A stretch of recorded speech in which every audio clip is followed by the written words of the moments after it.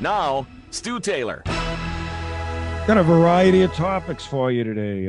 Quite a variety. And welcome. It's nice to have you all with us. As I start out a little bit hoarse.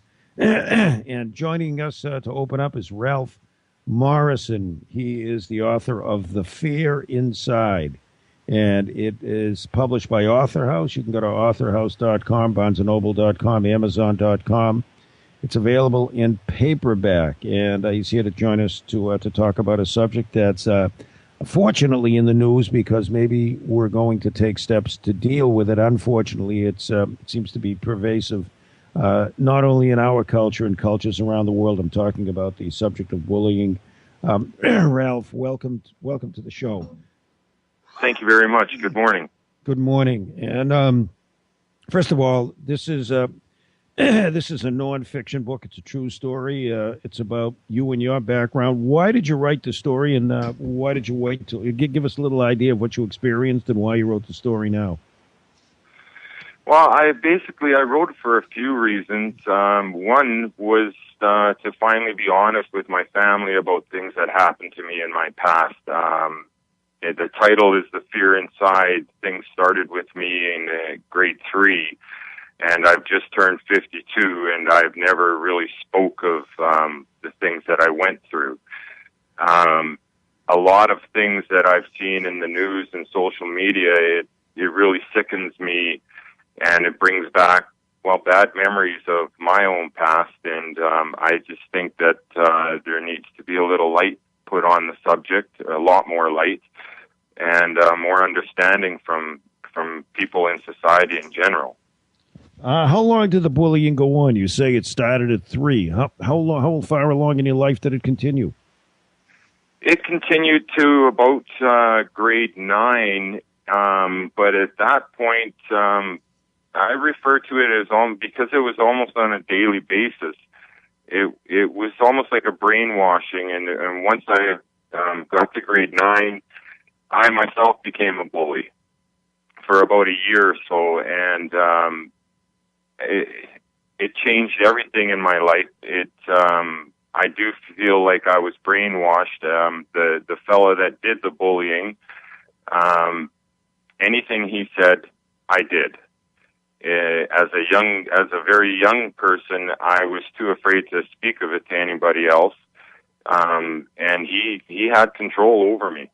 Did you see this going on around you with other kids, or was it just directed to you?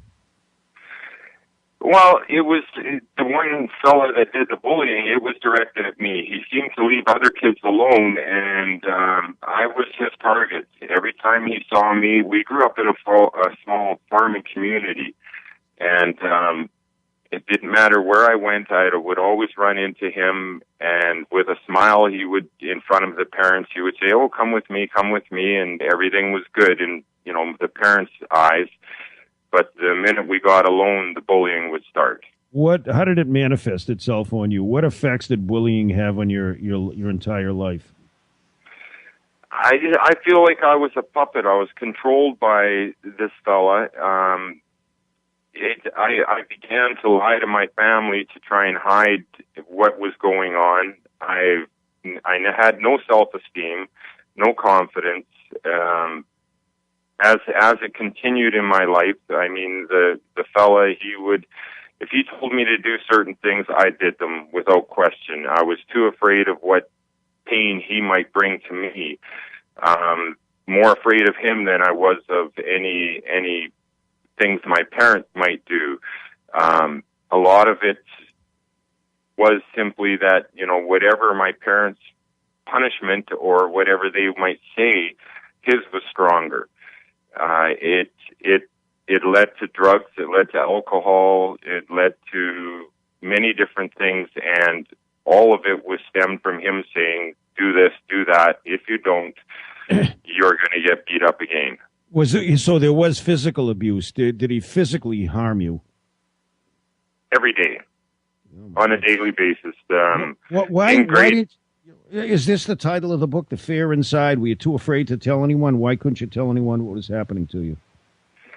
I was too afraid because I knew, even as a young child, I knew my parents couldn't be with me all of the time. And I was too afraid that if I did speak of it, the beatings would become a lot worse. Again, we grew up on a farm, so it was easy for me to make up little lies of how I, got my bruises and bumps and cuts and things like that. I knew that no matter what I said to other people, this fellow would find me, and he always did, whether it was at school or at sports events after school. He was always there. He always found a way to find me, and he took total control. Once I became lying to my parents about things that happened to me and myself became a troublemaker, the other part was, who could I speak to? Who would honestly believe the words that I'd be saying to them?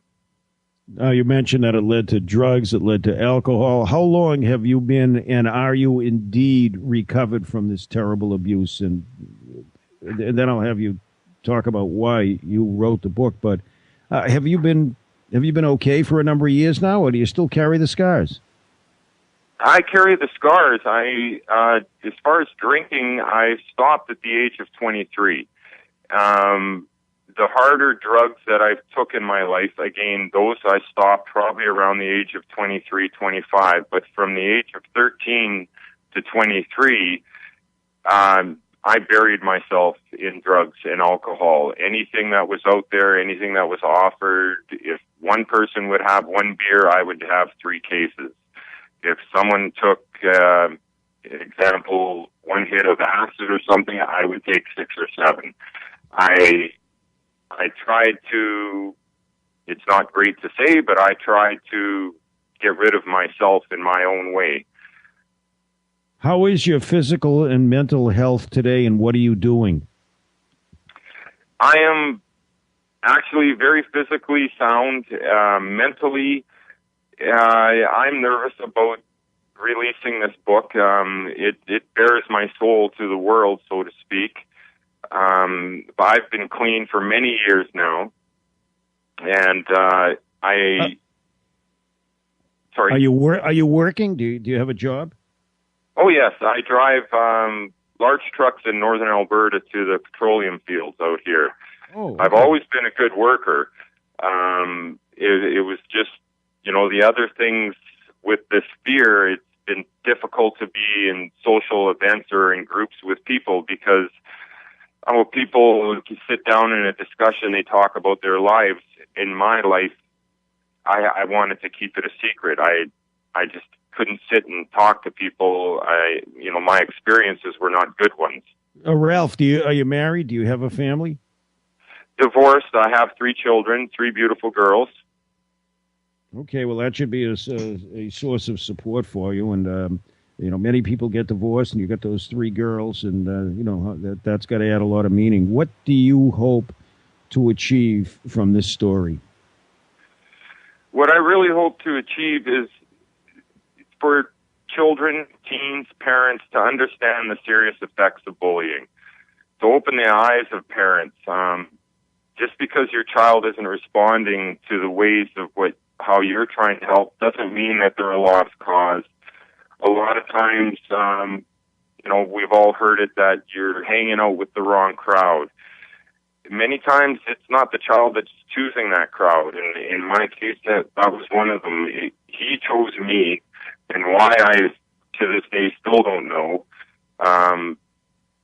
I can only give advice to the parents to let your child know that you truly are there for them all through life. You have to leave that door open, and I think, and it's not a mistake, but a lot of parents then try to dictate their cure for this. A lot of times that just shuts the door again on the child. I think that parents need to listen more, maybe not speak quite as much, and really feel what your child is saying to you. A lot of times they're not looking for you to come out with a cure for it, but they need that person to talk to. In my case, when I did try to speak of things, a lot of people just said, don't be such a wimp. And that just buried everything, closed the doors for me, where I would just keep quiet about it. All right. I want to thank you for bringing your story to the airways. I wish you success from the future. The book is The Fear Inside, and it is published by Author House.